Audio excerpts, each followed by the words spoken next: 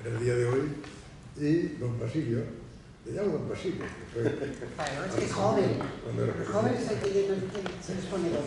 Pero seguimos en la misma relación que teníamos cuando le daba clase. Muchas gracias, profesor. Señoras y señores, queridos amigos, muy buenos días. Lo cierto es que don Andrés me conoció siendo imberbe, siendo casi un niño, y pude disfrutar realmente con sus clases de filosofía. Y bueno, pues de alguna forma el cambiar ahora de contexto y sobre todo el tener unas cuantas décadas temas, pues hace que, bueno, pues me llame don Basilio, pero que siempre seré su alumno y una persona que le profesa un cariño auténtico y sincero. Gracias, gracias. Muy bien, pues hoy tenemos dentro de esta tertulia, que además de ser la tertulia decana, la más prestigiosa de esta casa, pues tiene la virtualidad de que es una tertulia abierta a temas muy diversos, todos ellos interesantes. Hoy tenemos, como digo, a un joven científico, a un conferenciante invitado, con una temática pues un poquito diferente, ¿no?, a las que hemos tratado las últimas semanas, donde se han abordado temas literarios, sociales, políticos. Vamos a abordar un tema científico, pero que nos atañe a todos. Y, en primer lugar, quiero agradecer a nuestro invitado, a don Alberto de la Torre Mallado, que haya hecho un hueco en sus quehaceres para acompañarnos esta mañana y para presentarnos un tema que, bueno, pues, como decía antes, a todos nos compete, nos atañe, ¿no?, y nos preocupa. Bajo el marbete de qué respiramos, la ionización y nuestra salud, va a abordar un tema que a lo mejor para muchos es desconocido, pero a todos nos afecta lo que podamos estar comiendo, bebiendo y especialmente respirando. Acabamos de tener esta semana una de esas efemérides anuales que bueno, pues nos recuerdan una serie de problemáticas que tenemos toda la población mundial, que es el tema del cáncer, ¿no? Y es pasmoso el incremento de los casos de cáncer, la publicidad incluso ya habla de que una de cada 2 personas, antes eran una de cada 4, incluso pues cada 5, ahora la publicidad dice que una de cada 2 personas va a pasar por un proceso cancerígeno, ¿no? Que bueno, pues es verdad que no son tan mortales los cánceres como antes, el porcentaje de personas que pueden superar esta enfermedad es muy superior a la de antaño, pero en todo caso afecta a una parte muy significativa de la población. ¿Por qué? Porque muchas veces no sabemos los motivos que desencadenan esta enfermedad.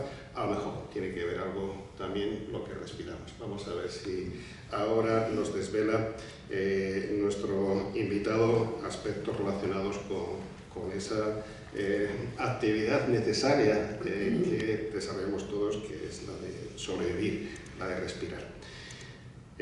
Don Alberto de la Torre es un científico muy joven, pero tiene un currículum tan amplio que obligatoriamente tenemos que sintetizarlo para no restarle tiempo a su conferencia, que es lo realmente interesante. Pero hay que resaltar que estamos ante un profesional con una amplia experiencia en tecnología ambiental aplicada al desarrollo de edificios sostenibles, saludables, inteligentes y seguros. Es también pionero en la implementación de sistemas avanzados de purificación de aire mediante ionización bipolar por punta de aguja, luego nos explicará qué es eso, liderando proyectos que integran tecnología innovadora y soluciones sostenibles, logrando certificaciones internacionales de construcción verde. Diplomado en tantas cosas que siento envidia sana, desde luego, ¿no? En ciencias atmosféricas, en física de plasma, en electrofísica aplicada, en biofísica, bioquímica, en química orgánica y en neurociencia ambiental. Bueno, insisto, a pesar de su juventud, ha aprovechado de manera muy significativa el tiempo, y su formación, como vemos, es muy amplia, muy variada. No voy a alargarme en desarrollar su experiencia profesional, sí que pues de manera resumida sigue vinculado con una empresa desde el año 2019, que es Air Quality Process Car, ¿correcto? Donde desarrolla tareas muy diversas, pero creo que si luego salen al hilo de su intervención es mejor que él nos lo explique. En definitiva, estamos ante un joven profesional que, además de tener una excelente formación, ha encontrado un hueco dentro del segmento profesional y empresarial que, bueno, pues a lo mejor resulta que nos va a sorprender mucho más de lo que imaginábamos, ¿no? Porque efectivamente ya lo hemos visto en otras ocasiones, como ahora hay que tener en cuenta una serie de elementos que antes no se tenían presentes, ¿no? A la hora de construir edificios, a la hora de ubicación de los lugares de trabajo, por ejemplo, ¿no? Y eso es algo que ya hemos podido conocer a través de otros especialistas, arquitectos, ingenieros, ¿no? Pero pues yo creo que lo de hoy va a complementar un poco todos esos conocimientos, experiencias o lecturas que tenemos. Por tanto, bienvenido, muchas gracias por acompañarnos y tienes la palabra.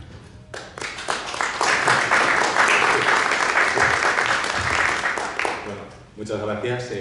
Agradecer a la tertulia del gran casino, a Andrés Albergue y a Basilio Rodríguez esta oportunidad de presentar la tecnología, y gracias a todos los asistentes por estar aquí y por dar a conocer también algo que yo creo que es disruptivo, que es experiencial y que además muy desconocido en España. Es una tecnología muy innovadora con un amplio recorrido en Estados Unidos, que al final yo creo que el núcleo de todo esto es la salud, ¿no? Es lo que se entiende como el esposoma, que es lo que el entorno nos hace a largo plazo en ese valor acumulativo, en los efectos que estabas comentando, que incluso la Organización Mundial de la Salud contempla como los cánceres, los ictus actuales provienen muchas veces de los contaminantes atmosféricos, y lo que vamos a hablar un poco es de cómo recrear un proceso que tiene una mimesis, tiene una imitación con las propiedades y las cualidades de la atmósfera, ¿no? Entonces ese recorrido es fascinante porque vamos a empezar desde el campo de plasma, desde el universo,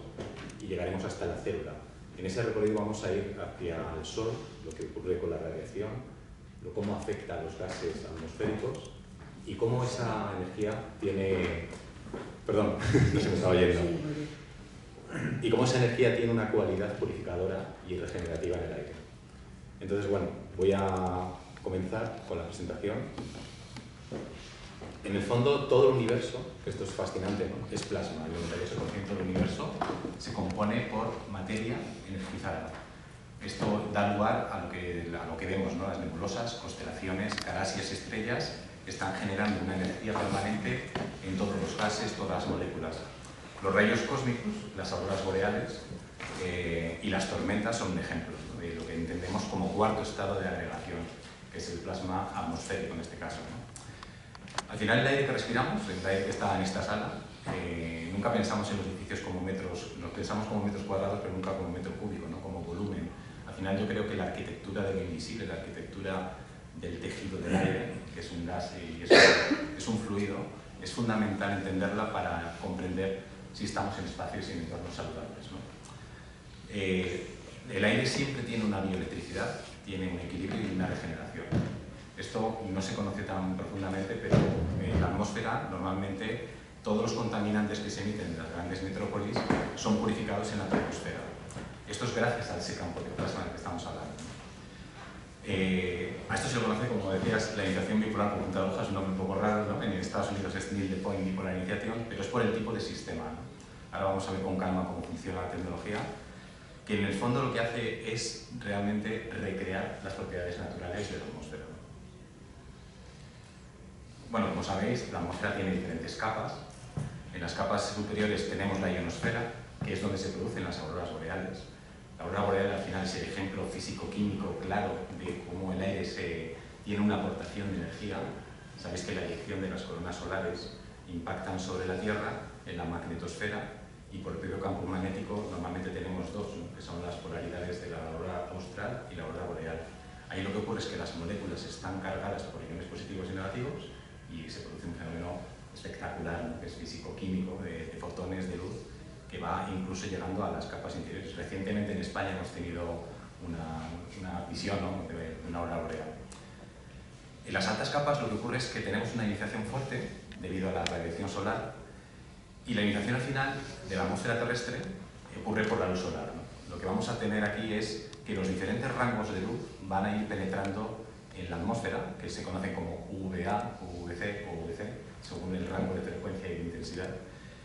Y a medida que esto ocurre, en el oxígeno, en el nitrógeno y en el argón, que son los que componen, ¿no?, el 20% de la atmósfera es oxígeno, el 78% es nitrógeno, liberan los electrones y generan iones positivos y negativos.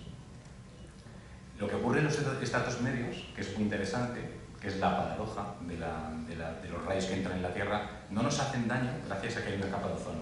Ahí estaríamos hablando de lo que se conoce como ionización fuerte. Hay muchas categorías de ionización, ¿no? Y la ionización fuerte puede producir el subproducto del ozono. Cuando bajamos a la troposfera y a la biosfera, que nos encontramos ya en densidades de iones bajas y moderadas, encontramos la ionización que yo trabajo, ¿no?, la que tenemos en la tecnología basada en la ionización bipolar, que es la ionización suave. Esa se puede producir incluso cuando abrimos un grifo. Es la ionización incluso de la caída cinética de una cascada. La vemos en los ríos, ocurre en los bosques, ocurre en las costas del mar. Y esa ionización lo que hace es un equilibrio iónico y una regeneración del aire gracias a que elimina los contaminantes, ¿no? Contaminantes como los gases tóxicos, compuestos volátiles orgánicos o inorgánicos, partículas, etc., ¿no? Bueno, esto es un poco la literatura científica que tenemos en las diferentes capas, ¿no? Lo que hemos dicho antes, ¿no? En la estratosfera, que está a 6.000 kilómetros, ya empezamos a tener una ionización fuerte. Ahí se producen iones de hidrógeno. En la termosfera se producen iones de oxígeno, radicales reactivos por la luz ultravioleta, y todo esto es consecuencia al final de la luz, ¿no? Entonces, aquí lo que se produce también es una curiosa homeostasis o un equilibrio de lo que la radiación, que contradictoriamente podría dañarnos, le da como propiedad y cualidad a la atmósfera. Según vamos bajando a la troposfera, vamos a tener los hidróxidos y los iones naturales, ¿no?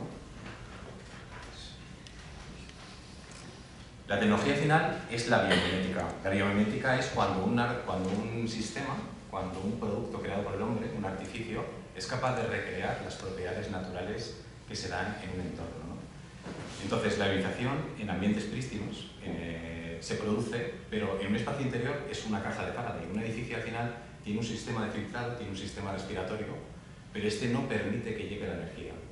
Ahí es donde se produce lo que entiendo yo como una especie de laguna. Se va emponzoñando el aire, y el aire interior, según dice la Organización Mundial de la Salud, es 10 veces peor.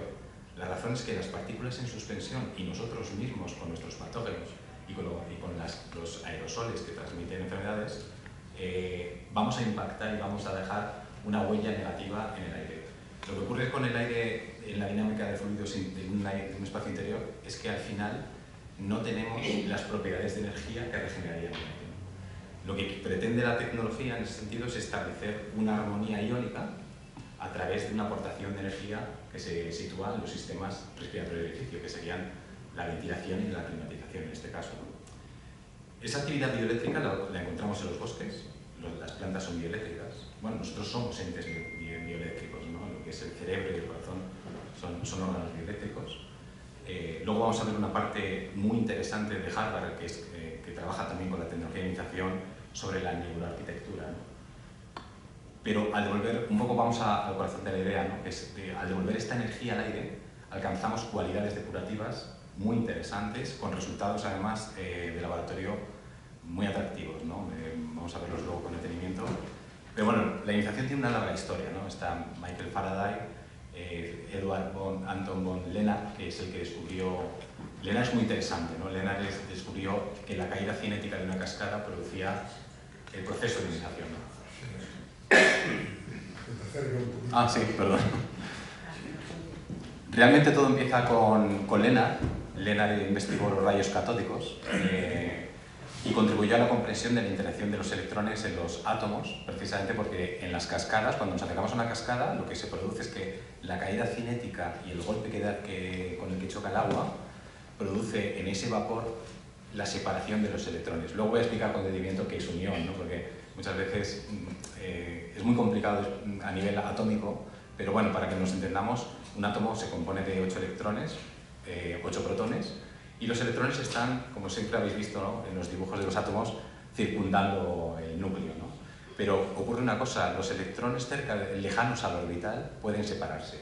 Esto lo que crea es que al final un átomo o una molécula de oxígeno o de nitrógeno pierda o gane un electrón.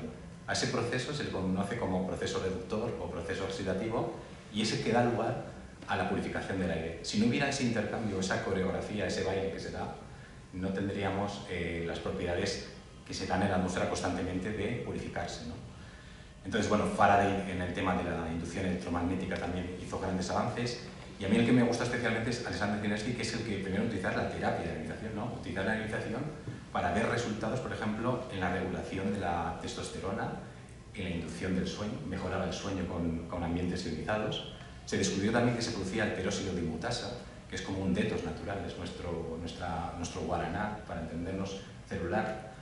Y luego, bueno, más adelante Lamour, que entendió también el campo de plasma, lo que hemos hablado un poco del universo, que los gases podían tener una energización en trabajo de superficies de electrones, y Albert Einstein, que curiosamente tenía una sobrina en los Alpes, y le llamó la atención la cicatrización rápida que tenía en la Segunda Guerra Mundial los sanatorios que estaban cerca de las montañas. Al final lo que se dedujo es que la elastina se producía con más rapidez precisamente porque eran ambientes ionizados, ¿no? Entonces luego vais a ver la parte biológica y la profundidad que tiene en la salud, que me parece que es un campo muy holístico de investigación y de terapia, ¿no?, lo que es el aire ionizado. Bueno, esta es la clase de física, esta es la parte dura, pero vamos a intentar sortearla lo más rápido posible. Realmente la ionización, la tecnología nuestra, en donde está la grandeza, que por eso ha sido la única en el mundo que se utiliza en aviación, no hay otra que haya permitido la dificultad de las acreditaciones y los estándares que tiene la aviación americana y europea, se basa en que está en 12,06 electronvoltio. Esto es un equilibrio muy sutil, porque si estuviéramos por encima de 12,06 electronvoltio, llegaríamos a lo que hemos visto antes en las capas atmosféricas, ¿no? Llegaríamos a las especies reactivas, que se conocen como el peróxido, que lo veis ahí abajo a la izquierda, el peróxido de hidrógeno, radical hidroxilo, e incluso, que ya sería como la bomba atómica, detonar el oxígeno separando las dos estructuras, creando ozono. Ozono en el cielo es 1,3. Se ha separado el O2 y se ha unido a otro, creando 1,3. Bueno, para llegar a ese equilibrio armónico, a esa ionización suave, que es la que realmente genera el oxígeno singlete, lo que se conoce como anión superóxido, necesitamos esa constante de 12,06 electronvoltio. Y a esto se le conoce como un proceso físico, es decir, yo no he creado nuevas especies. El DNI de las especies reactivas del aire tiene mucho que ver con la potencia de ionización, ¿no? Con la ionización generamos perfiles o razas o especies reactivas. Entonces, bueno, esto es una cosa no todo el mundo conoce, pero cuando vamos por un bosque o vamos por la montaña, nos alejamos de Madrid, tenemos entre 900 o 1100 iones, o entre 1000 o 2000 iones naturales. Según ya nos vamos por Guadarrama y subimos las montañas, vamos a tener más ionización. A medida que nos acercamos a la ciudad, se produce lo contrario. Los iones se adhieren a las partículas y los contaminantes y por lo tanto los perdemos. Y ya dentro de un edificio tenemos una pobreza, ¿no? Esto sería como un pantano donde la ionización ya es pobre o casi nula. Nosotros lo que hacemos es devolver el aire de la montaña, el aire que tenemos en las costas del mar, que tiene una riqueza de ionización fascinante, ¿no? La brisa del mar, en el fondo, por el choque también cinético de las olas, genera esa ionización, incluso por el acto precursor de la sal y el vapor. Y en el fondo ese es el principio, ¿no? Es muy sencillo de entender, pero curiosamente esa pérdida, esa carencia, esa precariedad que tiene el aire en los edificios es lo que nosotros queremos acometer, ¿no? Bueno, aquí se entiende un poquito mejor lo que es el redox. El redox se produce en todas nuestras células. Todos los organismos vivos están en un proceso siempre de intercambio de electrones, que es con lo que obtenemos la energía. En el fondo, si no hubiera un intercambio de electrones, no se produce energía, ¿no? De hecho, la naturaleza de la energía del cosmos y del plasma es esto que estamos viendo, ¿no? En cuanto el Sol impacta en una molécula de átomo de oxígeno que se ve a la izquierda, ¿no?, en la ilustración de la izquierda, lo que tenemos es que una carga neutra va a convertirse en un ion. Y a lo que llamamos ion en el fondo es a que un electrón vaya a liberarse del orbital y vaya a cederse o a adherirse a otro electrón. Cuando se adhiere a otro electrón tenemos una carga más y a eso se le conoce como ion negativo, ¿no? El ion negativo es el anión y el ion positivo es el catión. El proceso redox o la reacción redox es cuando un electrón ha perdido, cuando un átomo ha perdido un electrón se le conoce como proceso oxidativo y cuando ha ganado un electrón se conoce como un proceso reductor, ¿no? Esto es un baile que dura 60 segundos, puede llegar incluso a durar 1 minuto y en ese momento, por entropía, a la naturaleza le gusta volver al orden y a la simetría, vuelven todos a ser carga neutra. Salen a bailar, el baile termina y una vez más volvemos otra vez a tener una carga neutra sin electrón, sin anión o catión, ¿no? Pero en ese momento se produce una magia muy interesante, ¿no? Perdona que no lo he citado aquí. Mientras todo eso ocurre, los iones atraen las partículas, las aglomeran creando clústeres, es como pelotas de tenis, se sienten atraídos por las partículas contaminantes, ¿no? Y estos son filtrados del aire.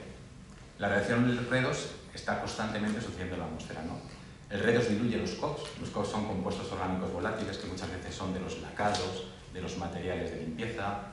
Bueno, dentro de un edificio hay como 59 tipos de COX, ¿no? Hay formaldehídos, benceno, teuleno, etcétera, etcétera. Hablamos del cáncer y bueno, es impresionante hasta los tejidos, la ropa, todo lo que llevamos y todo lo que nos rodea en la vida tiene un montón de gases que se expelen por los materiales, ¿no? Y las superficies. Bueno, pues eso lo que hace es que rompe las cadenas, los ensamblajes, los tejidos que se producen en los gases y se producen estructuras sanas, ¿no? Y esa validación de la tecnología además es muy interesante, luego vamos a ver los casos de estudio, ¿no? Y con los virus y las bacterias ocurre algo espectacular. Lo que hace es que la capa lipoproteica, todas las bacterias tienen una capa lipídica con un hidrógeno positivo. Entonces lo que hace el ion, lo que hemos visto, ¿no? Es robarle el hidrógeno positivo y entonces queda la espécula expuesta, que la película de lipídica se abre y el ARN se inactiva en cualquier punto del aire. La tecnología, de hecho, se utiliza como frente al bioterrorismo en la Casa Blanca y en el Ministerio de Defensa de Israel. Bueno, esto al final es entender que yo al edificio le estoy devolviendo el equilibrio iónico y estoy produciendo una regeneración sin utilizar un detergente, ¿no? Hay tecnologías, por ejemplo, en España se han utilizado tecnologías que yo considero obsoletas porque es la trampa pasiva que va en la climatización. Aquí estamos hablando de la capacidad proactiva y tridimensional de un tratamiento continuo que está ocurriendo en todos los puntos del espacio, ¿no? Entonces, la grandeza de la tecnología que en Estados Unidos se ha estudiado en laboratorios de nivel 4 de seguridad es que en cualquier punto del espacio un virus, un patógeno, era neutralizado, ¿no? Y yo lo llamo esto la arquitectura del aire, ¿no? Es una consciencia del espacio. Existe un espacio inmaterial e intangible en todos los edificios que está omnipresente, que es el aire, ¿no? que conforma nuestro hábitat. Y esta relación que tenemos con los espacios se define al final por el aire que respiramos. O sea, no es un vector solo de vida, sino que es un catalizador de la experiencia humana. Al final, la experiencia que tenemos en un edificio, nuestra productividad, nuestro rendimiento, tiene mucho que ver en cómo transformamos esa atmósfera interior y qué tratamiento le vamos a dar. Hay que acometer el aire, ¿no? El aire no se puede tener como un elemento no considerado como terapia en la salud. Hay estudios muy interesantes de Harvard sobre el tema cognitivo, la energía vital y el bienestar multisensorial, ¿no? Esto luego vamos a verlo con detenimiento porque es muy interesante el estudio que realizó Harvard. Y bueno, la tecnología, para adentrarnos un poquito más en ella, utiliza un sistema que se le llama punta de aguja porque es un cepillo de fibra de carbono que lo que tiene es lo que hemos visto antes, ¿no? Un anión y un catión que van a emitir electrodos al aire. Estos están en los sistemas de los conductos o se pueden poner también en los puntos de salida o en las UTAs, que son, como sabéis, ¿no? Las máquinas que veis muchas veces en los áticos de los edificios. Y desde las UTAs lo que hacemos es un tratamiento que va a repartir esos iones para distribuirlos a todas las estancias. Entonces, ¿qué se produce? Que tendríamos aquí 1000, 2000 o 3000 iones centímetro cúbico y en ese instante lo que está ocurriendo es que se están aglomerando las partículas y salen de la zona respirable, desaparecen los virus y se neutralizan en el aire en tiempo real. Hablamos de bioseguridad avanzada, ¿no? Y luego, por último, lo que son los compuestos volátiles, ¿no? Desaparecerían todos los gases tóxicos que al final estamos cogiendo en este acuario el aire de fuera, que no es precisamente el aire de Madrid idóneo, ¿no? Y bueno, esto se entiende como un healthy building, ¿no? Un edificio saludable. Luego vamos a ver los 4 factores esenciales para crear un edificio saludable que lógicamente tiene que pasar por el edificio inteligente. Yo no puedo ofrecer una tecnología si no la puedo visualizar en una ciencia de datos. Entonces, para conocer los parámetros de la calidad del aire, que luego vais a ver con detenimiento que existen unas categorías, ¿no? Que son lo que hemos dicho, las partículas, material particulado, compuestos volátiles, el CO2, la temperatura y la humedad. Esto se entiende al final como un impacto en la microarquitectura y la percepción sensorial. De hecho, todas las certificaciones verdes al final enriquecen la propiedad. Un edificio que tiene un BREEAM o un LEED o un WELL, que son certificaciones americanas, certificaciones también internacionales, pues incrementa su caché, incrementa su valor. De hecho, una compañía americana no invierte en un edificio cuando viene a Madrid, cuando viene a España, que no tenga una certificación verde. Certificación verde al final es un valor holístico, ¿no? Porque cuando yo doy tratamiento regenerativo al aire, puedo también generar un ahorro energético y una eficiencia energética en el edificio. Y eso estamos hablando de huella de carbono y de sostenibilidad. Con lo cual, el paradigma coge ese 360 en el que nos encontramos a nivel político, ¿no? Todas las acciones ahora van en el objetivo de desarrollo sostenible, no sé si conocéis, ¿no? Los ODS, que van a marcar un poco la pauta de lo que es un edificio verde, porque al final el 50% del consumo viene con la climatización, ¿no? Pero bueno, vamos más allá, estamos hablando de productividad y de rendimiento, ¿no? Esto es lo que se traduce como la arquitectura del aire en una ciencia aplicada, ¿no? La aeroarquitectura. Así tendríamos un proyecto holístico, ¿no? Un proyecto que se basa en la implementación de la tecnología en los sistemas existentes. Se puede trabajar en un edificio antiguo, no hay problema, siempre que tengamos un aire mecánico, ¿no? Un sistema mecánico de climatización. Y una monitorización inteligente es importante, ¿no? Para entender la química ambiental que tenemos en tiempo real. Esto significa una trascendencia. Los ingenieros o los mantenedores del edificio tendrían en todo momento un conocimiento de dónde están los parámetros de calidad del aire, cómo se encuentra el CO2, y eso crea una estrategia correctiva. Yo podría abrir o cerrar la renovación del aire, lo cual significa ahorro energético. Es que era al final un smart building. Y bueno, todo este proyecto al final coge esas tres líneas, ¿no? De salud, seguridad y eficiencia, ¿no? Que serían aquí las cuatro columnas que a mí me parecen fundamentales, ¿no? Y que están dentro de los objetivos de desarrollo sostenible. Es decir, ahora incluso el gobierno está ofreciendo CAEs que lo que hacen es monetizar tu ahorro, conviertes en bolsa y en enriquecimiento el ahorro energético de un edificio, ¿no? Gracias a esto, bueno, creamos edificios con sistemas avanzados de monitorización, edificios comprometidos con la sostenibilidad y edificios al final que se basan en el bienestar, en el confort. Hay que buscar ese status quo, ¿no? Y bueno, esto es lo que no todo el mundo conoce. Las densidades de iones en la naturaleza tenemos en unas cascadas, puede haber entre 50.000 y 100.000 iones centímetro cúbico. La ionizzación se puede medir, es cuantificable. Hay una normativa japonesa, hay equipos muy complejos, ¿no? Tecnológicamente, pero que funcionan captando la densidad de iones que podemos encontrar. Y como veis aquí en la gráfica de la derecha, que es lo que ilustra perfectamente lo que hemos dicho antes, ¿no?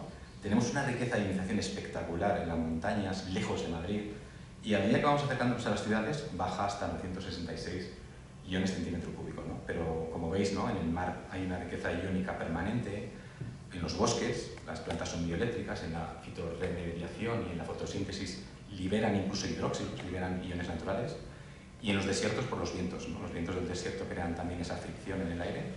Las cuevas donde vivíamos antes tenían esa ionización natural, ¿no? Y lo que vemos es eso, en los edificios tenemos una pobreza de esa ionización. Y bueno, hay un ingeniero de RAE que lo que hizo fue entrar desde la entrada de Canadá hasta la herradura de las cataratas del Niágara, y yo creo que es un lugar digno de ver, ¿no? Con un contador de iones, que lo veis ahí a la derecha, para demostrar el efecto Lennard, lo que hemos dicho antes, ¿no? De cómo la caída cinética va a crear una ionización. Y fijaros, en el punto 4, punto 5, que ya estamos entrando dentro de la cascada, 1.422.000 iones centímetro cúbico, es una barbaridad. Estamos hablando de un purificador de la Tierra. Cada vez que la Tierra tiene un arroyo, un río o una caída cinética importante, estamos hablando de que se está purificando el metano y el smog de la atmósfera, ¿no?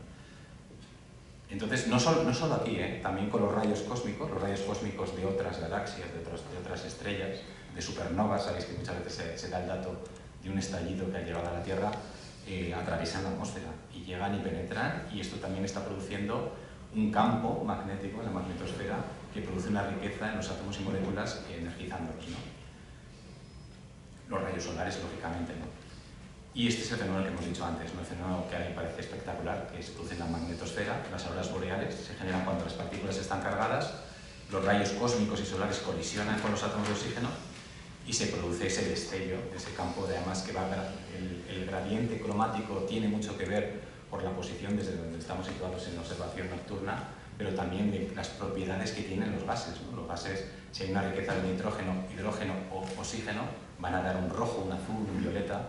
Pero bueno, es un poco para que entendamos que la intención incluso es visible, ¿no? La podemos contemplar y muy admirable, ¿no? Como fenómeno.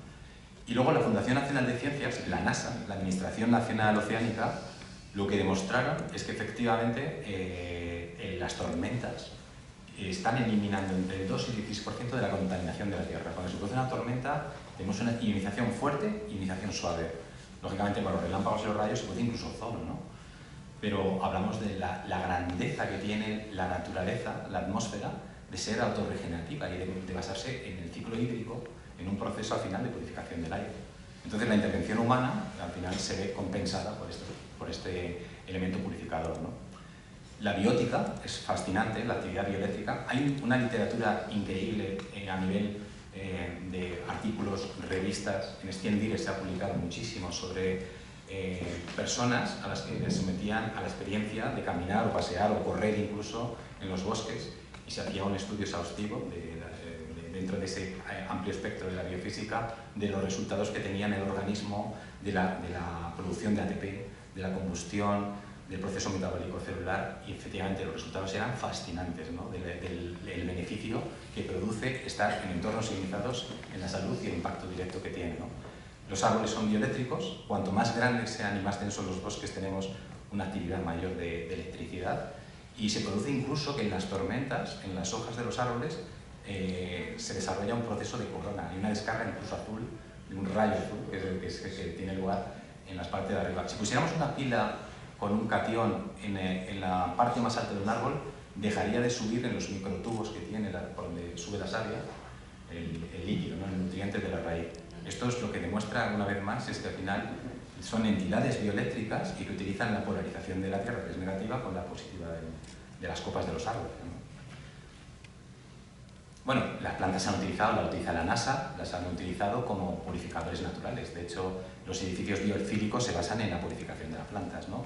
Y muchas veces es lo que puntúa en las citaciones BRIN. Y luego las montañas, en la montaña lo que hemos dicho de Einstein, ¿no? En la corteza terrestre, los minerales, la tauromina, la porcelana. El otro día estábamos en la sala la sala de arte, la galería de arte del Palacio Real, que está, ¿sabéis? Está en la montaña, y nos sorprendió que había 2000 iones naturales, o sea, no podíamos ni siquiera trabajar en un proyecto, ¿no?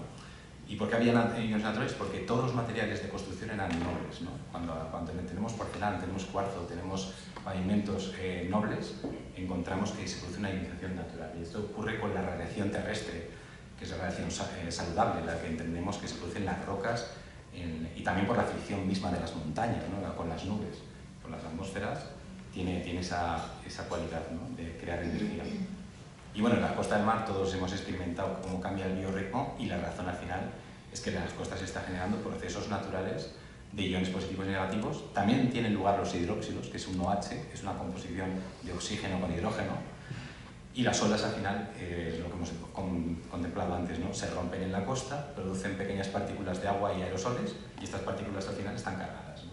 Y liberan esa energía. Hay estudios sobre la longevidad en el planeta y bueno, donde más tenemos longevidad al final son islas.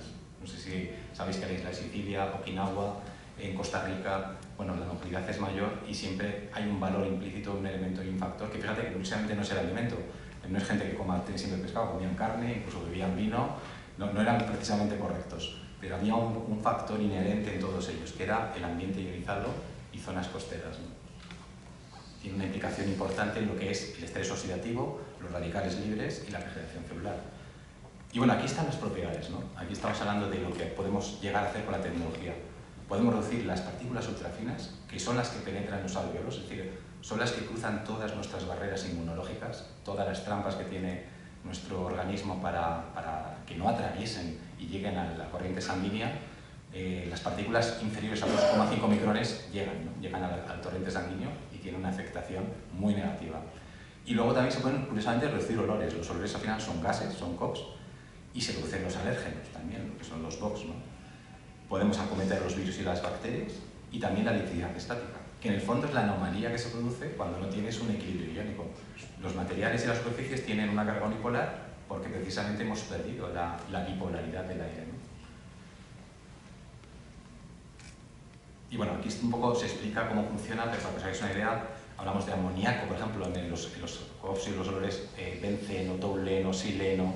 Hay una literatura extensísima y muy compleja de cómo se pueden reducir los COPs, ¿no? Todo lo que esté por debajo de 12,06, es curioso que todos los gases se mueven en un electronvoltio, en un potencial. Entonces, todo lo que esté por debajo de 12,06 yo lo puedo destruir, ¿no? Lo puedo quitar los ensamblajes y convertirlo en elementos básicos saludables, ¿no? De hecho, hay una cosa curiosa, que el virus, cuando se destruye, el resultado que han encontrado en bioanálisis en Estados Unidos es que se convertía en agua, ¿no? Se convierte literalmente en H2O, es una neutralización de una capa lipídica con una estructura de ARN, pero hablamos de que no es un ente vivo, y al final el resultado es un compuesto básico, natural, un ladrillo, que es agua, ¿no? Bueno, se reduce la electricidad estática, que eso es un valor, porque el síndrome de edificio enfermo también recoge este espectro, ¿no?, de la electricidad estática. Y al final es entender un cambio de paradigma. Aquí está la parte disruptiva, que me parece que es la transgresión, el atrevimiento vanguardista que tiene la tecnología, ¿no?, que es la purificación proactiva. Los sistemas pasivos, que eran como la fotocatálisis, lo que hacían era limpiar lo que entra en el edificio. Aquí estamos hablando de que dentro del edificio, y es donde nos encontramos nosotros también generando contaminantes y virus, podemos dar un valor de propiedad regenerativa y purificadora. Es decir, la depuración está sucediendo dentro de la estancia, no estamos creando una trampa de ratón, ¿no? Y esa tridimensionalidad es la grandeza de la tecnología, ¿no? Bueno, y esto es un poco el corazón de la tertulia, porque yo creo que lo que queríamos sobre todo explicar es ionización y salud, ¿no? Al final el esposoma, que es como se conoce este término, lo que define son los factores externos e internos a los que estamos expuestos a lo largo de nuestra vida, que influyen directamente en nuestra salud. Es decir, desde los contaminantes ambientales hay exposiciones internas, hay exposiciones externas. La calidad del aire es el núcleo principal, porque el único elemento que entra en un edificio al final es el aire, ¿no? La contaminación química, los tóxicos, el estilo de vida, bueno, también hay otras cuestiones, ¿no? Dieta, estrés, radiación ultravioleta, ruido. Por eso, al final, este concepto de edificio verde toca todos esos aspectos, ¿no? No debe haber ruido, las ventanas, el valor circadiano de la luz, que es súper importante, ¿no? La vitamina C, la vitamina D. Pero al final ese contexto donde se desarrolla el 90% de nuestra vida, que estamos en espacios interiores, va a determinar el estado, no solo emocional, sino al final el estado orgánico, celular y el deterioro de nuestra salud. Si estamos expuestos, lógicamente, a bacterias, virus, compuestos volátiles, ¿qué es lo que ocurre realmente en el aire interior? Tenemos esa respuesta, entonces, la tecnología al final se basa en una ionalización armónica, restablece los iones naturales y conseguimos que esa circularidad cíclica y acumulativa del esposoma pues se convierta en algo terapéutico y no lo contrario, ¿no? Y aquí está el estudio de Harvard, que me parece súper importante. Se hizo en 20 campus diferentes de Estados Unidos, en Minnesota, Oregón. Además, se utilizaron diferentes ciudades deliberadamente porque tenían factores ambientales contaminantes. Podía haber tormenta o no tormenta, podía haber diferentes condiciones atmosféricas, ¿no? Pero lo que se quería ver es si, de verdad, cuando hablamos de un edificio, la neurología ambiental, la bioquímica, la biofísica, tenía un impacto real y cuantificable y medible sobre la productividad, la atención de los estudiantes, el rendimiento, el aire, ¿no?, la calidad del aire. Si podíamos reducir incluso el absentismo laboral, si podía haber gente que tenía menos jaquecas, se ha demostrado que los problemas cerebrales, cardiovasculares y respiratorios tienen una incidencia clarísima y directa con la calidad del aire, ¿no? Y efectivamente se demostró, ¿no?, que en los espacios más saludables, donde había menos PM y COX, Harvard es cliente también de la tecnología, quien utiliza la tecnología, en ambientes purificados obteníamos unos resultados de mayor productividad y mayor rendimiento. Esto los americanos, que son muy de gráficas y de obtener beneficios, pues lo pasaron directamente a las compañías y las empresas. Y bueno, Google, Netflix, grandes compañías, utilizan la tecnología con ese propósito un poco de tener a sus trabajadores bien, ¿no? Ese concepto también americano preventivo, ¿no? No de ayudar a la sanidad, sino de que la salud se tiene que entender desde ese capítulo previo, ¿no? Y bueno, aquí está lo que yo creo que es sobrecogedor, ¿no? Es la parte terrorífica de los contaminantes que tenemos en las grandes urbes, y ya incluso hay que pensar que el aire es siempre el mismo. Lo que ocurre en el aire el jueves en Canadá, o el incendio de California, o el aire de la calima de arábica está en el miércoles en Estados Unidos y pasa por España. Nosotros tenemos contaminantes de China que se pueden detectar y son medibles por las estaciones meteorológicas que llegan aquí. Entonces, bueno, cuando se habla de la cumbre climática, pues hay una contradicción profunda, es que estamos compartiendo el mismo aire, y el aire es una dinámica de fluidos, es un mismo gas que tiene un tonelaje, una dimensionalidad que llega a todos los puntos del espacio, ¿no? Entonces, esto es curioso porque la Organización Mundial de la Salud pone mucha atención en que la partícula de 1 micrón son las que atraviesan directamente la corriente sanguínea. Estamos hablando de ya el circuito alveolar. Hemos cruzado los bronquios, hemos cruzado también la tráquea, hemos pasado incluso la mucosa. Sabéis que cuando un aire, por cierto, más unificado en el espacio interior es muy importante, porque tener la mucosidad digamos que son como anémonas que tenemos ahí, lo que va a hacer es adherir todos esos elementos y es menos infectivo y menos lesivo, un patógeno, cuando se queda en este punto del cuerpo, ¿no? Pero bueno, las PM2,5 a mí me parecen importantes, que se producen por la combustión, se producen también por los materiales que utilizamos en la construcción, que hemos dicho antes.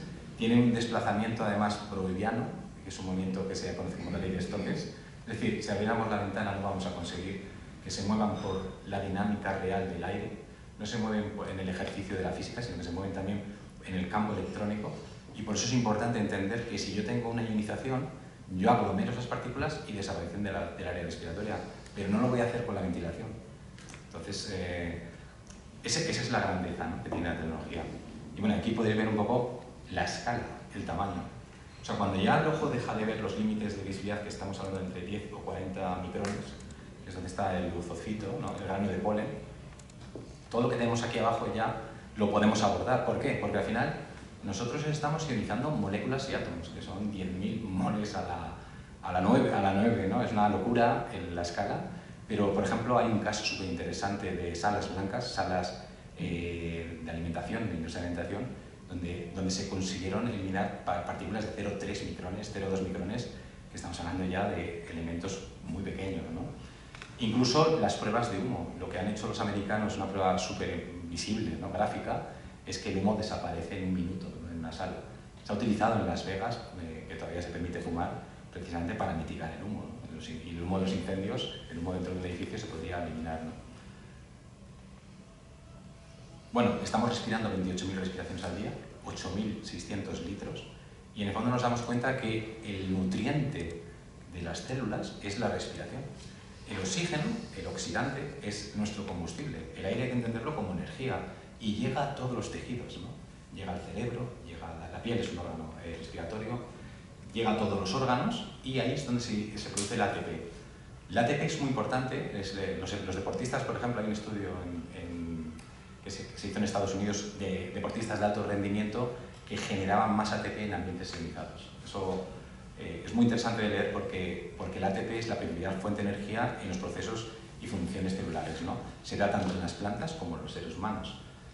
Esto vamos a verlo con calma, pues es verdad que es un dato muy clave de la ionización, ¿no? Es un proveedor de energía, pero es que también es un regulador metabólico. Es un integrador de señales, un mediador de la homeostasis celular. La homeostasis es cómo se recupera un cuerpo de un desequilibrio, de una patología, de una convalecencia, de una enfermedad. Es la capacidad que tiene el cuerpo de autorregularse, la capacidad que tiene el cuerpo de volver a su equilibrio.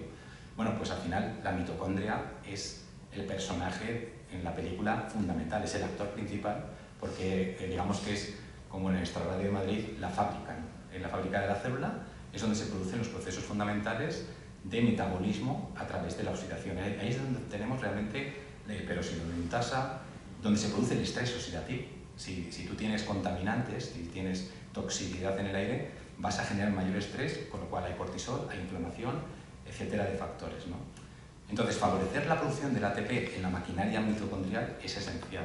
Y esto es curioso porque la tecnología de ionización demuestra que sí, ¿no?, que un aire bajo un proceso de ionización, al revertir la toxicidad de las partículas, se aumenta la síntesis de recuperación de energía. Esto significa que, por ejemplo, un deportista de alto rendimiento, la tasa, el tiempo que tarda la célula en recuperarse, en ponerse de nuevo en forma y de no de estar en un deterioro degenerativo, que es por lo que las células mueren al final, pues es más rápida. Es decir, hay una recuperación mayor y esto lo que produce también es que la mitocondria tiene más capacidad de crear niveles ATP.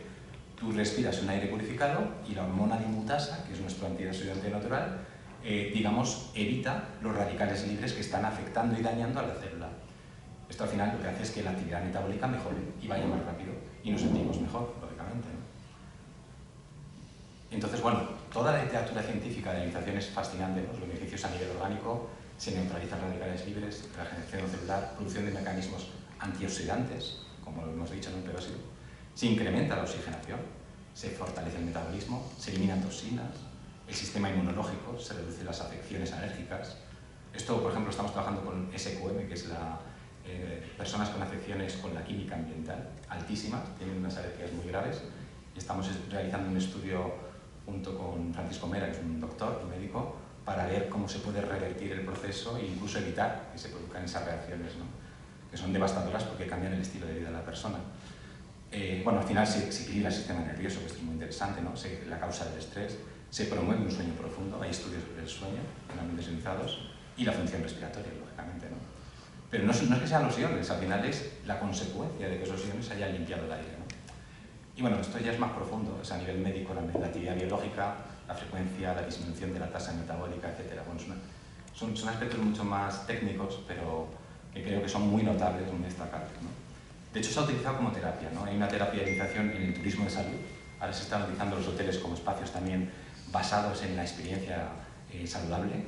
Y las especialidades médicas, por ejemplo, en neurología, reumatología, dermatología, neumología o inmunología, este estudio lo que hizo es que destinó los tratamientos basados en terapia de iniciación en 6 espacios que estaban en Brasil, hoteles, spa, balnearios, parques y lugares donde había iniciación natural. Es decir, tanto iniciación mecánica como iniciación natural, ¿no? Y al final los resultados hicieron un recorrido introspectivo sobre el fenómeno de iniciación, describiendo lugares y tanto la densidad de iones que había en los lugares como los beneficios que se obtenían, ¿no? Muy interesante, ¿no? En ese sentido, ¿no? Porque estamos hablando de cómo incluso todos, esto llega a todos los sectores, ¿no? Estamos hablando de bioseguridad, estamos hablando de hospitales, pero también hablamos de oficinas y de todo tipo de edificios, ¿no? Terciarios. Y aquí está un poco lo que los americanos hicieron con Innovative Analysis, que es un laboratorio nivel 5 de alta seguridad, a través de pruebas de Intertech, con pruebas de terceros, demostraron neutralizar el SARS-CoV-2, Legionella, la E. coli, la gripe, influencia A, influencia B, bueno, estafilococos, hongos y otros virus estacionales en cámaras grandes, ¿no? Esto es la diferencia. Nunca en la historia se había realizado una cámara de simulación de 20×8, una cámara grande, que lo que hace es demostrar con PCRs cuantitativas que se pusieron como pequeñas antenas, además con un sistema de medición y de logaritmo de eficiencia, digamos, en resultados altísimo, que tanto en 30 como en 60 minutos, como podéis ver, no sé si se ve bien, había diferentes densidades de iones, el ion es inercial, va cambiando, fluctúa, nunca tenemos la misma ionización en todos los puntos del espacio, se producían tasas de reducción espectaculares en 30 y 60 minutos en el aire y en las superficies. O sea, lo que estamos hablando es que en esta sala, en cualquier superficie, ese patógeno estaría neutralizándose y en cualquier punto del espacio, ¿no? Es una proeza, a mí me parece científica, impresionante, que aquí veis un poco la locura que parece ciencia ficción, que se produzca el H2O, ¿no? Como resultado en esa neutralización, que tiene una lógica, ¿no? Es explicable, pero al final lo que estamos haciendo es un proceso físico, ¿no? No es utilizar un detergente, un agente o una sustancia química aportada al aire, ¿no? Como utilizaban otras tecnologías, sino que estamos hablando de que la propia ionización natural le roba el hidrógeno, le roba el ion y lo neutraliza. Esto es lo que se produjo en la sala, ¿no? En la cámara derecha lo que veis es que tiene pequeñas antenitas que están recogiendo PCRs cuantitativas de medición y tenemos a la izquierda la impulsión del aire con un ionizador que está en esa peana y pequeños impulsores de aire. Y ahí lo que se produjo efectivamente son esas tasas que veis abajo en esas gráficas de reducción. Y lo mismo en placas de Petri, en la izquierda, se produjo en superficies una reducción y neutralización del patógeno, ¿no? Y esos son los resultados, que son resultados espectaculares, ¿no? Y bueno, lo han hecho con estafilococos, la coli, la RSV, que es la bronquiolitis de los niños, virus respiratorios comunes, estacionales, y aquí están los equipos. Esto es lo más impresionante, porque los equipos, además, es increíble, se han creado para que no tengan ningún tipo de mantenimiento, no requieren mantenimientos. Lo único que podía producirse es que en el anión y en el catión, porque dentro hay un reactor de plasma realmente, un pequeño reactor de plasma. se produjera una especie de acumulación de partículas o de polvo, pues eso tiene un sistema de autolimpieza, ¿no? Como veis, al final, el sistema respiratorio de un edificio crea un caudal de aire. Ese caudal se va desplazando y va llegando a nosotros y se produce una renovación. En ese flujo de aire, lo que hace Lion es que podemos emitir 400 millones, 300 millones para cubrir una escala o una proporción análoga al caudal, ¿no? Si yo tengo un caudal de un estadio de fútbol o de un aeropuerto, pues voy a utilizar un equipo más grande o un equipo más pequeño. Con lo cual es un proyecto escalable, transversal, adaptativo y que nos permite pues, un ad hoc muy correcto, muy preciso. Es verdad que se requiere una ingeniería, se requiere una artesanía, entender conductos, codos, ¿no? Pero bueno, para que os hagáis una idea, se puede trabajar en todos los puntos y unidades que convergen o reúne una ingeniería de climatización de un edificio, ¿no? El aire al final pasa por los conductos, la ionizzación se produce en ese momento en el que cruza el aire, necesitamos del aire, pero al final se mueve también en el territorio del universo electrónico, ¿no? Se mueve tanto en el aire como en el universo electrónico. Y bueno, esto es lo que hemos dicho, ¿no? Que tiene una limpieza automática, tiene una especie de parabrisas, que se ve ahí a la derecha, que lo que permite es que siempre estén limpias las puntas de aguja, ¿no? Las puntas de pincel, que son las que están emitiendo los iones, ¿no? Y bueno, esto al final, lo que hemos hablado antes, ¿no? Permite un ahorro, permite que el sistema del edificio sea más eficiente. La diferencia, por lo que ha entrado en la aviación y por lo que se ha utilizado en edificios muy importantes como la Casa Blanca, es porque no genera subproductos. Estamos hablando de que por primera vez las tecnologías antiguamente, la ionización, no conseguían que se produjera un electronvoltio constante, ¿no? Se creaban pequeñas descargas de corona o sistemas de vacío que creaban un pico que saltaba el 1206. Lo que ha conseguido esta tecnología actual es que no genera ni subproductos, tiene las 3 ISO, las normativas, y no crea ozono completamente, ¿no? No crea una especie reactiva como sería la ionización fuerte. Esta es la ionización armónica, la ionización de las cascadas, la ionización suave. Y al final, bueno, pues tiene una literatura y tiene unas demostraciones y validaciones increíbles, ¿no? Porque se mejoran los filtros, los recambios, si se tiene menos pérdida de carga en el edificio, la pérdida de carga se produce por los filtros, ¿no? Si tú pones a 200 por el Ferrari de la UTA para meter aire en el edificio, pero tienes un filtro fuerte, estás perdiendo esa velocidad y ese trabajo es un coste energético en un edificio, ¿no? Importante. Es hacer una arquitectura consciente, ¿no? Y por ahí está Well, ¿no? Por ahí está Brian, que yo creo que los conocéis seguramente, estas certificaciones que están creciendo mucho en España, que son calificaciones de seguridad, de salud, sobre todo Well, ¿no? Reset, que está destinada justo al aire, sería como la guía Michelin del aire. Pero estas calificaciones al final lo que promueven son edificios y comunidades que ayuden al bienestar de las personas. El corazón de esta idea va en ese principio, aunque luego tenga un valor económico, un valor de rentabilidad. Y no se puede hacer si no tenemos una forma de visualizar. Y aquí están los monitores, ¿no? Los monitores de calidad del aire nos permiten efectivamente ver qué parámetros de aire tenemos y qué soluciones y estrategias podemos utilizar en el edificio. Lo que hacen es que tienen un sistema que habla con el BACS del edificio, la inteligencia del edificio, para automatizar la climatización, ¿no? Y bueno, el proyecto al final pues, se dibuja en la certificación, en las acreditaciones que se obtienen y los puntos que te dan, ¿no? Well y Brian, aquí vais a ver ejemplos. El Palacio de Congresos, que este es un edificio que se va a realizar por el estudio de arquitectura de Alberto Martín Caballero, ha adoptado la tecnología y, lógicamente, gracias a eso también puede obtener el BREEAM, porque lo que van a hacer ellos es, con laboratorios terceros, demostrar que efectivamente tenemos un aire purificado, que puede haber menos riesgos de contagios, en un auditorio esto es muy importante, ¿no? Y que hemos logrado pues, con esa biomimética del aire pues, una purificación continua y un tratamiento energético del edificio pues, muy eficiente, ¿no? Bueno, de hecho, en el proyecto ha sido premiado y ha sido clasificado precisamente por ese valor, ¿no?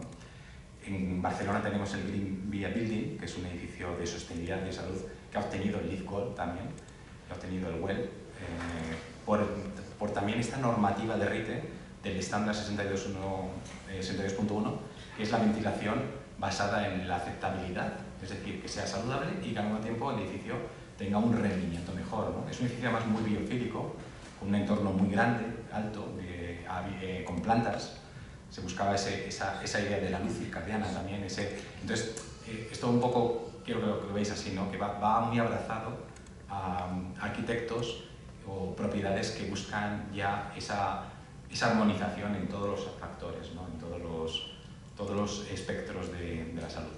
Y bueno, Diagonal, 123 Diagonal es un edificio icónico, es un edificio fantástico. Lo que han hecho directamente es la monitorización reflejada, ¿no? Además, utilizaron esa imagen inmersiva con pantallas en donde se evoca un poco el tema de la naturaleza relacionado con la ionización y el aire puro, el aire que tenemos en entornos prístinos, y obtuvo las máximas puntuaciones. Utilizó Bring Excellent, Will Platinum, el primero en WiScore, que es en el tema de la domótica y la tecnología y las aplicaciones de sistemas que automatizan el edificio.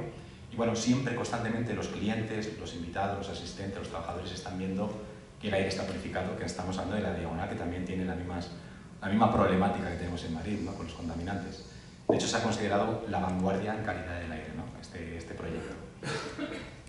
Aquí en Madrid tenemos en Gran Café La Finca, que es un edificio de estilo de vida con 12 restauraciones, operando la restauración, que es un elemento crítico y muy importante para purificar, porque realmente las cocinas son ambientes donde se puede producir legionela, etc. Pero bueno, al final no hemos tenido el BRIN también por esta cuestión.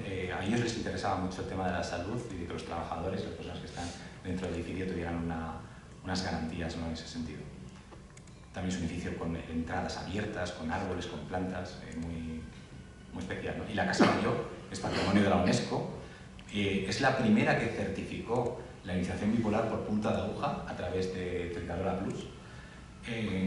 Pues se pusieron unidades de concentración y lo curioso de todo esto es que estaban interesados en ver si los contaminantes podían revertir problemas que se producían en la piedra, en las vidrieras y en los materiales de la obra de Gaudí. Claro, estamos hablando de edificios que tienen una sensibilidad a los nuevos contaminantes que no se contemplaba.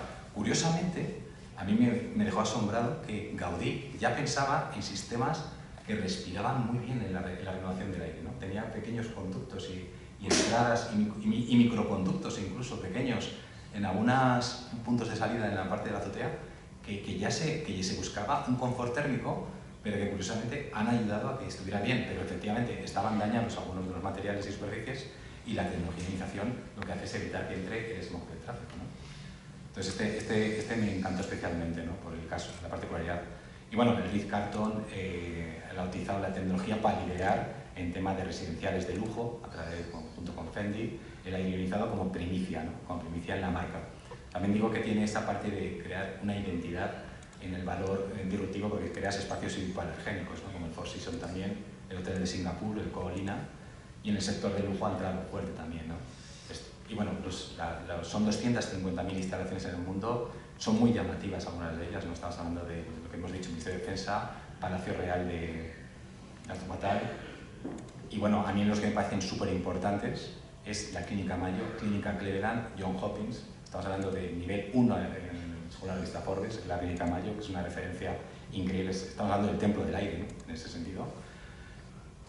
Bueno, aquí los veis, ¿no? Johns Hopkins es espectacular, Cleveland también, utilizan por el tema de la bioseguridad avanzada, ¿no? Estamos hablando de laboratorios también y de salas, y una persona inmunodeprimida necesita unas garantías de tener un aire purificado constantemente. O sea, yo creo que debería ser incluso obligatorio, ¿no? Todos los sectores se tocan, ¿no? Hablamos de espacios como hospitales, colegios, universidades, escuelas, transportes, aeropuertos. Como veis, recoge y abarca todo tipo de sectorización, ¿no? Y bueno, el punto de inflexión es las normativas 260, la EASA europea, la Federación Americana, que le han dado la RTCA 12760. Es muy difícil de cumplir esto, es muy exigente. De hecho, el coste de esta tecnología del avión es más cara, precisamente por la dificultad de esas acreditaciones, de cómo obtenerlas, ¿no? Pero bueno, es la única tecnología en el mundo, eso se puede decir, que está en aviones. ¿Por qué? Porque en un avión tú no puedes crear un elemento acumulativo con un reactivo que genere una sustancia. Entonces, como es es electrofísica suave, es electrofísica que genera el ion del oxígeno, estamos hablando de que estamos produciendo lo mismo que la energía electrodébil del ambiente de la naturaleza, ¿no? Y esa cuestión es fundamental para un avión, ¿no? Bueno, y aquí estaría, hemos terminado. Yo creo que he cumplido con los tiempos.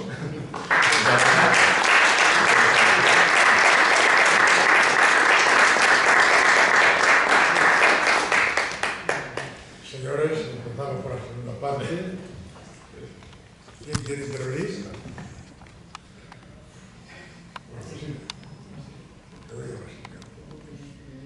yo en primer lugar lo que quiero es agradecer a nuestro invitado cierto, tiene una excelente oratoria, que haya hecho una disertación con un enfoque pedagógico, didáctico y divulgativo, ¿no? A pesar de que posiblemente, efectivamente, pues estamos transitando terrenos muy áridos, técnicos, pero yo creo que nos ha hecho comprensible a la mayoría, sobre todo los que somos profanos en la materia, como digo, cómo funcionan todos estos procesos de ionización. A mí la intervención me ha suscitado muchísimos interrogantes, no quiero acaparar por supuesto la palabra, de hecho voy a hacer una primera intervención y si luego no hay preguntas hago una segunda, pero yo querría empezar preguntando cuestiones básicas que nos van a afectar en el caso de nuestros hogares, nuestras casas. El enfoque sobre todo se ha hecho para edificios modernos, edificios inteligentes, pero ¿qué ocurre con las construcciones antiguas? Sí que es cierto que has comentado que también se puede cometer el proceso de ionización en edificios antiguos, ¿no? Siempre que tengan sistemas de canalización del aire. Exactamente. Pero yo te pregunto, en la mayor parte de nuestros hogares no tenemos ese sistema de canalización del aire. ¿Cómo podríamos acometer el proceso de ionización sin que tenga unos costes exagerados? Porque sí que también has hablado en un momento dado de que hay algunos aparatos de sobremesa para interiores, ¿no? Pero sí me gustaría, si puedes decirnos, porque posiblemente en el mercado vamos a encontrarnos con muchos aparatos, hasta qué punto son eficientes y hasta qué punto son fiables, ¿no? Esa es una cuestión que me interesa porque, claro, efectivamente vamos a vivir en edificios una gran parte de nuestro día a día, pero también vamos a estar, y eso es importante, en nuestros hogares una parte significativa del tiempo, ¿no? ¿Cómo podemos ionizar nuestros hogares de esa forma positiva? Y luego, sí que no quiero entrar en cuestiones muy complicadas, pero sí que me interesa mucho, grosso modo, y espero no haber captado mal la idea, tú dices que en el proceso de ionización hay una ionización negativa que emana o procede de la Tierra y una ionización negativa, al contrario, negativa que emana de la Tierra y positiva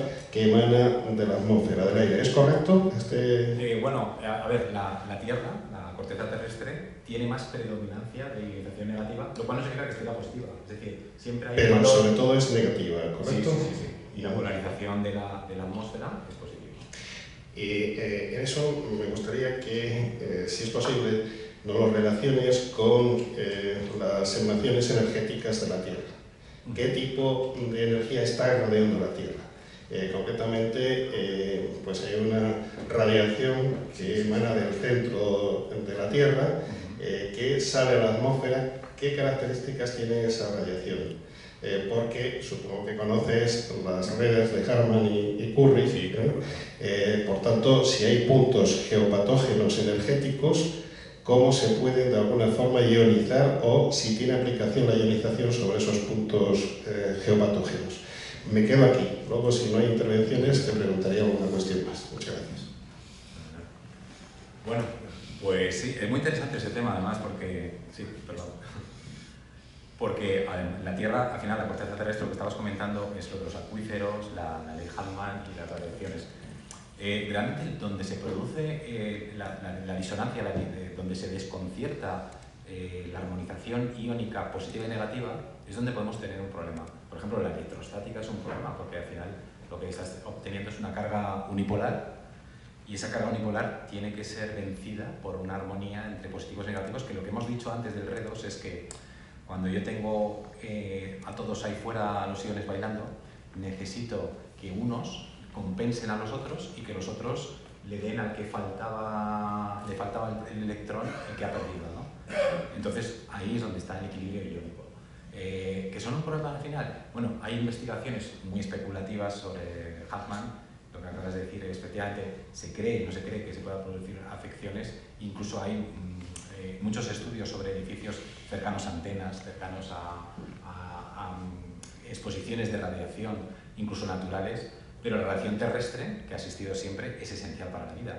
Es decir, incluso las plantas necesitan la radiación, como hemos dicho antes, y los seres humanos que vivimos en cuevas, la radiación es altísima, ¿no? Los materiales, todos los materiales de la Tierra tienen escalas reactivas y luego efectivamente hay materiales reactivos. Por ejemplo, el radón, la investigación que tenemos nosotros, que es súper interesante, demostró la precipitación del radión cuando crea el isótopo radiactivo. Sabéis que esto puede durar 4 segundos, pero si tú inhalas radón radiactivo, pues son 250 cajas de tabaco, es decir, puede producir mutagénesis y alterar el ADN, ¿no? Y producir cáncer. El radón será, sobre todo en zonas graníticas, hay un mapa del radón nacional en España, vinieron de Cantabria, del estudio que precisamente crea la topología y todos los estratos que se tienen que identificar sobre escalas de radón en España. Y lo que descubrieron con la tecnología, aplicándola en un espacio cerrado con una iniciación importante de 25.000, es que estábamos hablando de 9.000 becquerelios reducidos, ¿no? 9.000 becquerelios es la medida del radón, pues era un porcentaje muy notable y estamos estudiando a ver si podemos utilizarlo como tecnología que elimina el radón. Lógicamente esto tiene que pasar por estudios de industria y tiene que organizarse con RITE, pero vamos, es lo que comentabas, efectivamente podemos lograrlo. ¿Por qué? Porque la ionización al final del aire no tiene que ver con la ionización terrestre. La ionización de un material tiene consecuencias en la atmósfera. Sí, claro, las montañas, las rocas sedimentarias, las rocas metamórficas tienen un campo de reactivo y eso al final influye en lo que está sucediendo en la ionización del aire. Es lo que hemos dicho de la carga positiva. Por ejemplo, cuando hay una tormenta, tú tienes polarización positiva en las capas altas de las nubes y las capas bajas terrestres están emitiendo la negativa. Por eso el rayo no comienza arriba, comienza abajo. El rayo tiene una pequeña emisión debajo y lo que hace es la llamada de la polarización de arriba, ¿no? Por lo que hemos dicho, volvemos otra vez un poco a esa literatura de la armonía, que yo siempre insisto mucho en ello, ¿no? La ionización suave es Vivaldi, es Mozart, y la ionización fuerte, que es cuando ya rompemos el átomo y se produce el ozono, pues es heavy metal. El heavy metal, curiosamente, nos viene genial, porque gracias a eso no hay rayos ultravioleta, que estaríamos abrasados y las plantas morirían, los animales morirían, ¿no? Entonces, la paradoja de todo esto es que en la mesosfera y en la termosfera, que está a 1000 grados, se produce una entrada del VCA, que es el rayo de radiación cancerígeno y letal y peligrosísimo, pero gracias a eso, el oxígeno se rompe las moléculas y se queda la capa de ozono. Entonces, milagrosamente se produce la necesidad de poder habitar en la Tierra y en la biosfera tiene lugar gracias a eso, ¿no? ¿Os acordáis del agujero de ozono, de la preocupación y las inquietudes? Esto también pasa en la Tierra. El otro día hubo un suceso de campo de plasma que se ocurrió cerca de las pirámides. Para los conspiranoicos era muy interesante y los de los extraterrestres. Se produjo una bola gigante en la que no había plasma. Entonces, ¿qué pasaba? Que los GPS, no lo he dicho antes, ¿no? Pero todos los sistemas de comunicación se deben a que tenemos un campo de ionosfera, un campo de radiación y de frecuencia, y las ondas de radio se emiten gracias a eso. Entonces, los GPS no funcionaban bien, los móviles no funcionaban bien, la tecnología. Hemos estado siempre expuestos. ¿Dónde estoy exactamente? Justo cerca de la pirámide de Gizeh. Estaba el agujero de ozono ahí. ¿Se pasaría siempre? Bueno, es medible, lo llaman burbuja. Tampoco es que sea una burbuja exacta, una esfera, no tiene una esferidad, ¿no? Pero sí había un vacío de plasma. Las causas, no se sabe bien por qué, ¿no? Pero digamos que, claro, no se pueden emitir ondas. Entonces, incluso las ondas cerebrales, las ondas, sabéis, Neuralink, que está desarrollando Elon Musk, trabaja al final con campos de electrodos. La radioterapia, la terapia de electrones, al final es una emisión de electrodos. ¿Cómo revertimos entonces el cáncer o la mutagénesis? Al final es curioso, tenemos que utilizar la bioelectricidad. Y de hecho hay terapias ahora muy vanguardistas, muy interesantes de antibióticos que se basan en la bioelectricidad. Ya no se basan en crear un medicamento. Estamos hablando de una farmacología muy avanzada que requiere una tecnología de mucha precisión. El problema que tiene es que Claire se convierte en Superman, pero luego vuelve a ser Claire. Esto le pasa mucho a la organización, de lo que hemos dicho, que hay una carga positiva y negativa que la están utilizando, por ejemplo, las células. Tu célula, cuando entra un virus, para que la llave del virus funcione, él utiliza una carga eléctrica. No sé si os sabéis que lo que hemos dicho del hidrógeno en la capa lipídica. Entonces, la otra puede revertir la carga eléctrica polarizándose al contrario. Entonces, por aquí no puede pasar, ¿no? Entonces, hablamos de antibióticos basados en la bioelectricidad. Es un tema muy profundo, pero lo que comentaba sobre Hartmann, Schumann y las ondas, yo creo que todavía no lo sabemos todo, ¿no? La biogeología no tiene todas las respuestas, igual que pasa en medicina. Igual que pasa en medicina, la medicina todavía no está actualizada. Pero bueno, no sé si he contestado un poco. Perfectamente. ¿Y con los hogares? Y los hogares, al final, como habéis visto, es un sistema que se basa en la ingeniería. Es un sistema que se basa, opera y trabaja análogo a los caudales de un sistema mecánico, eso es verdad. Pero trabajamos también con casas passive house, con que tienen sistemas de recuperadores de aire, recuperadores pequeños. Cada vez hay más tendencia de mecanizar el aire. Yo creo profundamente en la mecanización. Abrir una ventana es incluso peligroso hoy en día. Pero sin embargo, mecanizar el aire, renovar el aire y que entre ya ionizado, a mí me parece el 360, pero sí, tenemos equipos autónomos, porque esto se puede adaptar a un split. Esto se podría instalar dentro de un split, o se podría instalar, lo único que voy a necesitar es una ventilación, un sistema de ventilación de aire. Yo tengo menos fe en un sistema autónomo, porque un sistema autónomo, el ratio, o la dimensionalidad que le das a esa parte en la que operan los iones, pues tiene una determinada potencia y recoge una estancia pequeña, ¿no? A lo mejor hablamos de 20 metros cuadrados, 60, tendrías que llevarlo a todos los puntos del espacio, pero sí, efectivamente se ha demostrado que es efectivo, que tenemos equipos autónomos que tienen esa efectividad. ¿Hay aparatos en el mercado ahora mismo con esta funcionalidad? Sí, bueno, luego esto es una cosa que iba a decir, todo lo que habéis visto a lo mejor de ionizadores, con ese término de ionización, la ionización de los aparatos domésticos y que se ven en Amazon, etcétera, nosotros los hemos tenido y yo los he comprobado, generan subproductos porque no consiguen ese autoequilibrio. Claro, aquí estamos hablando de tecnologías que son otra historia, están en otro nivel, ¿no? Pero los equipos domésticos que dicen ionizar, al final está utilizando una descarga de corona que tiene como una malla que parece una red de abeja, una lámpara UVC, y lo que ocurre es que, volvemos al tema heavy, ¿no? La música heavy, no pueden bajar picos que se producen en la vibración. Al final Tesla tenía razón, ¿no? Todo es frecuencia y vibración en el universo, pero si tú tienes una anomalía vibratoria, pues se te va para arriba y creas otra especie reactiva. Entonces, yo no soy, no tengo ninguna fe en los productos del mercado ahora mismo. Sí tengo fe en esta tecnología, sobre todo lo que hemos dicho antes, es muy importante verlo, ¿no? La UL 2998 es una normativa de no generar ozono, las 3 ISO de no crear subproductos, y eso sí os recomendaría verlo siempre y mirarlo en equipos autónomos. Nosotros lo que hacemos a clientes más ad hoc para domicilios y residenciales es un equipo autónomo. Es decir, necesitamos solamente la ventilación concreta que puede producir, pero mi fe está siempre en un recuperador. Tener un recuperador en una vivienda te permite limpiar el aire con la ventilación y renovarlo también, que es lógico porque el CO2, bueno, no sé, un día tenéis que medir con el CO2 que se produce en un dormitorio, son 4.000, 8.000 ppm, ¿no? Partes por millón de CO2. Es muy importante la renovación y esa cultura acabará llegando a las viviendas. Nosotros lo que estamos trabajando, nuestro núcleo, nuestro target, está en oficinas, grandes espacios, aeropuertos, pero estaremos ahí. Siempre. ¿Alguien más que quiere intervenir? El doctor. Micro.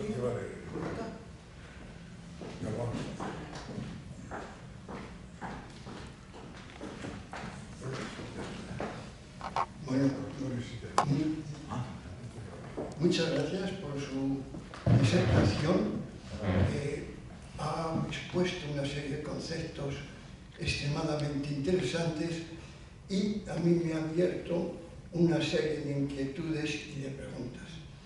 Por ejemplo, hablaba de cómo en la atmósfera el metano es transformado, pero claro, y es algo favorable, pero ese metano, sobre todo, se está produciendo con las descargas eléctricas de las tormentas, ozono, O3, mucho más activo que el oxígeno, se está destruyendo metano, pero la transformación del metano, el quemar el metano con oxígeno, que es la forma de destruirlo, está produciéndonos, además de vapor de agua, anhídrido carbónico, que está siendo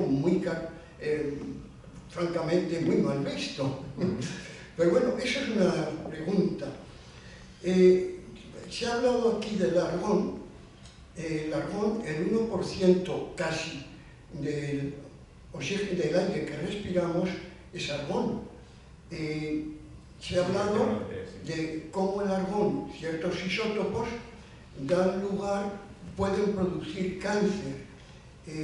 Creo que determinadas formaciones, por ejemplo aquí en Guadarrama, que es un suelo granítico, produce bastante argón. Radón, ese es radón. Y argón. No, el argón está en la atmósfera, Sí. pero hablábamos del radón, el gas radón. Del granito. Del granito, sí, que se produce en las Bueno, piedras magnéticas. pero el radón Sí. que está ahí incidiendo en los cánceres pulmonares. ¿Cómo se puede eliminar eso? Habrá que medir la radioactividad, Claro. ver eliminarlo. Se ha hablado de cómo todo esto, por ejemplo, incrementa la serotonina. La serotonina, que es el mediador químico responsable de las depresiones, cuadros de ansiedad. ¿Hay algún estudio que indique si es significativo ese aumento de serotonina en desaparición o disminución del número de depresiones, cuadros de ansiedad? Existen trabajos según los cuales los pájaros entran en celo en primavera debido a la distinta longitud de las ondas lumínicas que inciden en su retina y pone en marcha el hipotálamo para que entren en celo. Yo creo que ahí habría muchos trabajos más. Por ejemplo, una vez quise hacerlo, no me fue posible, incide las depresiones, hablando de la serotonina, con mucha mayor frecuencia en la primavera. Reduciendo alguna longitud de esas ondas lumínicas, conseguiríamos evitar muchas depresiones, la serotonina de que hablaba usted hace un momento. Y finalmente, me parece francamente interesante todo lo que has puesto, pero repercusión práctica. La repercusión práctica yo lo mediría, por ejemplo, formando dos cohortes, una en el mundo ambiental habitual y otra en este aire ultrapurificado y seguro, y ver en estudio doble ciego en cuál de ellas ha habido una mejora de la sanidad, de la salud, y en la otra no se ha producido. Eso yo creo que sería lo más demostrativo, y no dudo de la realidad de lo que dice, para ver la repercusión de estas buenas medidas sanitarias en la salud general. Muchas gracias. Muchas gracias, muy interesantes las preguntas. Y bueno, lo que comentabas del radón, al final, la presencia del radón, fíjate, hay una gran opacidad a nivel gubernamental y de Estado en la localización de las diferentes cantidades y presencia de radón que tenemos en España. De hecho, tenemos casos de personas que viven en zonas donde pone un ratio de 100, de 200 becquereles de radón y hay más, ¿no? Bueno, pero se tenía que hacer un mapa, y ese mapa muchas veces tampoco se habla de medidas preventivas. Si tú entras en el Ministerio, todo lo que se tiene ya, digamos, concebido como medidas correctivas y estrategias para mitigar el radón en la arquitectura, hablan de sellados, cerrados, sellamientos, garajes, etcétera, pero nunca se ha contemplado una medida que tenga que ver con el aire. Es verdad que el radón, fíjate, un isótopo puede atravesar el vidrio, puede atravesar estructuras sólidas, claro, porque la radiación, por eso un búnker tiene que ser incluso de hormigón, ¿no? Y tiene que tener un sistema de filtrado con una interceptación de penetración baja. Pero el aire al final es como cuando inhalamos el radón, nos contaminamos con el aire. ¿Por qué no ha llegado a eso la tecnología? Bueno, pues una tecnología americana. El radón en Estados Unidos son más escrupulosos y de hecho no se compra una casa a lo mejor si hay presencia de radón. Aquí, bueno, si ves Galicia y Cáceres, pues se ha construido encima de superficie granítica, sin importar, ¿no? Lo que hay que decir con esto es que hay poca conciencia y poco entendimiento de cómo se puede precipitar. Lo que ha hecho la tecnología en el fondo es un proceso de aglomeración, como aglomera partículas y crea clústeres. Al radón le pasa lo mismo. Un gas al final lo puedes, con condensar y lo puedes aplastar. No lo eliminamos, es imposible. Tú no puedes eliminar un radiactivo. Un gas noble, además. Claro, es un gas noble, entonces no destruye. Lo que ocurre es que de estar aquí a estar en el suelo cambia todo. ¿Es más denso que el aire? Bueno, tiene una ligereza, sí, pero cuidado, el CO2 puede estar por encima del peso. Acumula más en los pisos bajos. Eso es, se acumula más. Y asciende, tiene momentos de ascender. Por la inversión térmica puede también tener una ascendencia. En verano, en invierno, cuando se seca la superficie, se abren más grietas. Ahora hay menos lluvias, hay más sequía. Y al calentarse disminuye la densidad, asciende. Claro, y asciende. Y ahí está el riesgo, ¿no? El riesgo real que son 4 segundos. El isótopo, estamos hablando de que el radón lo respiramos. O sea, yo he respirado el radón, todos hemos respirado el radón, no ha pasado nada. ¿Qué ocurre? Que es cuando se está degradando, cuando se está neutralizando el radón, cuando tenemos el problema serio, ¿no? ¿Se puede mostrar casos de cáncer y muertes en España? Sí, te aparecen un número demostradas porque estaba la presencia del radón en ese lugar. Pero hay más muertes que no están recogidas ni documentadas por el radón de lo que imaginamos, ¿no? Y yo lo que digo es que hay un fantasma, un espectro invisible en esta cuestión y debería hacerse público. Nosotros lo que queremos es trabajar muy decididamente en que esta investigación se haga eco y luz y tenga prensa y medios para poder entender que es con el aire con lo que tenemos que abordarlo, no solo con sistemas de cerrado y sellamiento. Hemos estado en casas incluso documentando presencia de radón con las estrategias que contempla la normativa. Entonces no entra solo por lo que hemos dicho, puede atravesar vidrio, no entra solo porque haya una grieta, una fisura en una vivienda, puede entrar por otros motivos. Y no solo es el granito, siempre se ha acusado el granito, pero también hay por sistemas de acuífero y de filtrado y de grifos y de tuberías y cañerías en los que puede atravesar y puede llegar. Una cosa curiosa es que las plantas beben radón, lo absorben, pero no produce la radiactividad en las plantas. Las plantas se olvidan. Y la otra pregunta era sobre la salud, sobre la depresión. En una cámara con este aire ultrapurificado y el otro y ver. Eso es, claro, lo que hablas de testigos y de pruebas de triplicado. Tú fíjate, todo lo que se ha estudiado un caso muy curioso sobre la depresión con el tema circadiano, la luz y el incremento de la vitamina C. Y no es el incremento de la serotonina, es la regulación de la serotonina. Hay una regulación, se libera de una manera muy pautada y no tiene un escape. Lo que tú hablabas de ese flujo y ese subidón, ese escalofrío que se siente en la primavera que produce al final un efecto contrario, ¿no? Un efecto depresivo. Lo que se demostró efectivamente es que se disminuían estados depresivos. Lo que pasa es que la fiabilidad no era completa porque, claro, una persona que le está realizando una prueba, esto nos pasa con SQM, ¿no? Con la actividad química múltiple, como tienen que vivir y salen de casa y yo les estoy iniciando la casa, todos los factores son tan complejos. Imposible. La lectura es enorme, ¿no? Entonces no puedo abarcar todos los parámetros que están ahí interviniendo. Pero sí es verdad que sí se dedujo que efectivamente había una mejora. Desde la psiquiatría se puede entender la biofísica y la bioquímica en el cuerpo. Yo creo que sí, ¿no? Lo que hemos dicho antes de las ondas cerebrales, las ondas beta, gamma, siempre estamos operando, al final somos entidades químicas. Y la química la podemos entender como la farmacología de nuestro cuerpo, lo que hemos dicho, la homeostasis. Es verdad que el hipotálamo, que es el termostato, o las tiroides, puede producir una depresión, también. Bueno, no se entiende. Sí. Las tiroides, yo lo he visto, lo que produce es una disminución del metabolismo y hay un empobrecimiento general, pero eso no es una depresión.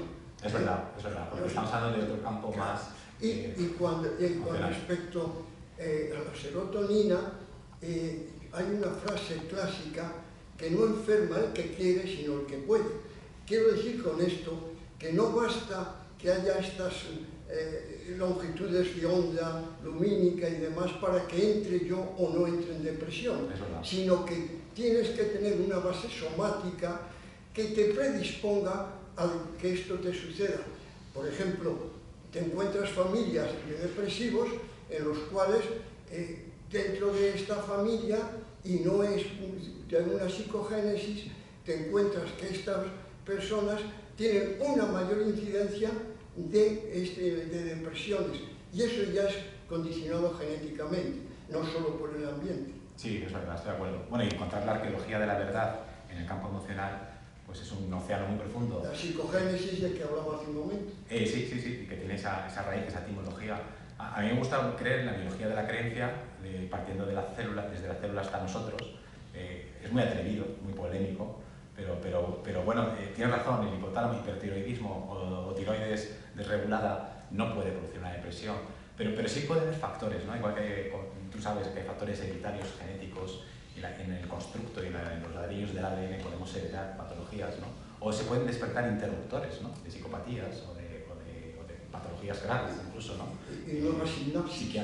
Claro, eso es.